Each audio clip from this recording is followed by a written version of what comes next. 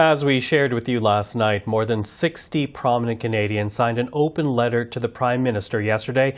Among them, we are talking former military commanders, federal cabinet ministers, and all of them calling on the federal government to address the poor state of Canada's current military capacity, capabilities, and state of readiness.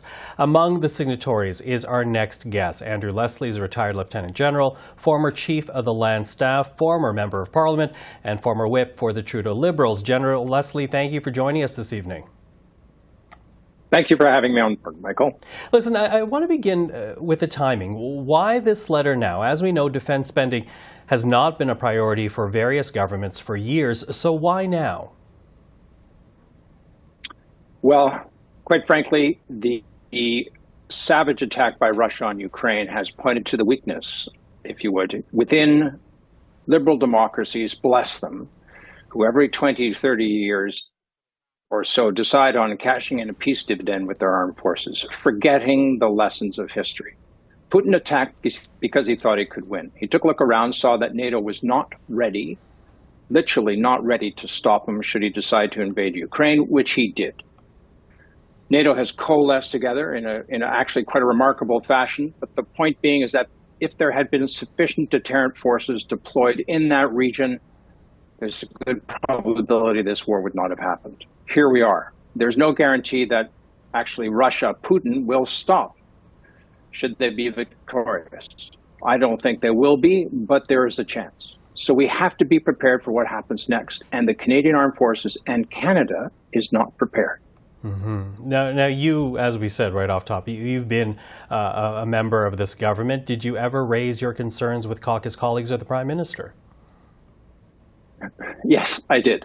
What is said in caucus stays in caucus, but I joined with two specific interest areas. One was the Canadian Forces, and the second was Veterans Affairs. And throughout my tenure and my 4 years with the government, and I chose not to run again in 2019, I was vocal, and I just asked the Prime Minister. Mm-hmm. I appreciate that what happens in caucus stays in caucus, as you say, but I'm wondering in terms of a general attitude, not necessarily from just the Liberal colleagues, but for, on Parliament Hill, what is the concern for defence matters? Well, members of Parliament usually reflect the concerns of those who elect them. So quite frankly, for the average Canadian, and most of us come from somewhere else, we bring a certain amount of cultural issues with us. We bring a certain amount of knowledge of other countries, of other places to live in the world. But Canada largely is fairly immune, they believe, to what happens overseas. Yet at the same time, we take great pride on being a trading nation. We forget sometimes that what happens overseas can and will have a direct impact here. A significant portion of our wealth, to the extent that if our trade were to dry up dramatically, our nation would stumble, if not crumble, in terms of standard of living. And of course, Canadians are in the measure largely comfortable that the Americans will protect us. They're wrong on both counts. Mm-hmm.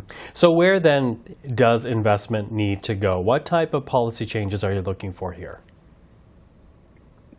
Well, Canada has a history of taking part in alliances for mutual assured defense, for defense arrangements here in the continental North America and around the world to help promote peace and stability.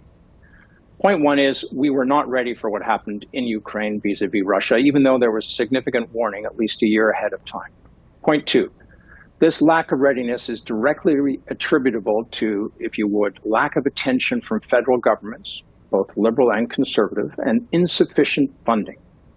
And NATO has established a 2% of gross domestic product as the floor. Canada is currently at around 1.27 billion. By the way, Canada's GDP right now is $2,000 billion, which is $2 trillion. And we can certainly afford to spend more on defense, but it's not only spending it on defense, it's actually getting the money out the door and into capability. And right now, we arguably have the worst procurement system in the world for large programs. Why is that? You know, that is actually a matter I think about when it comes to helicopters, when it comes to planes, when it comes to ships. There seems to always be this huge lag, not by years, but by decades. A variety of governments have been very focused on social programs, on the betterment of Canadian citizens, on redistribution of wealth, or whatever else their immediate priority might be, keeping in mind almost all of them are absolutely focused on getting reelected. So we have to realize we live in an interconnected world. We have to realize that there's a savage war taking place in Europe right now.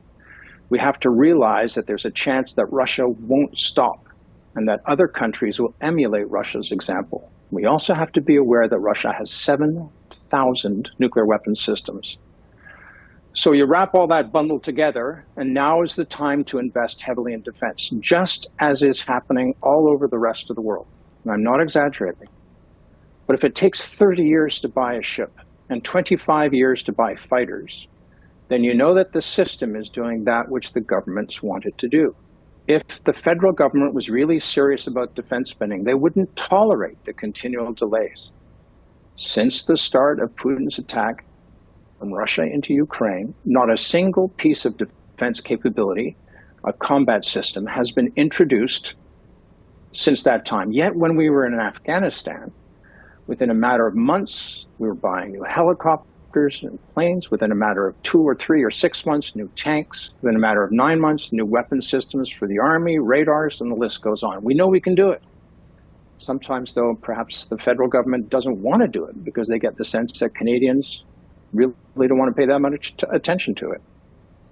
Well, it is certainly a matter that Canadians are now thinking about as a result of the letter that you signed, among, as we say, dozens of others. General Andrew Leslie, thank you very much for the time this evening. You're more than welcome.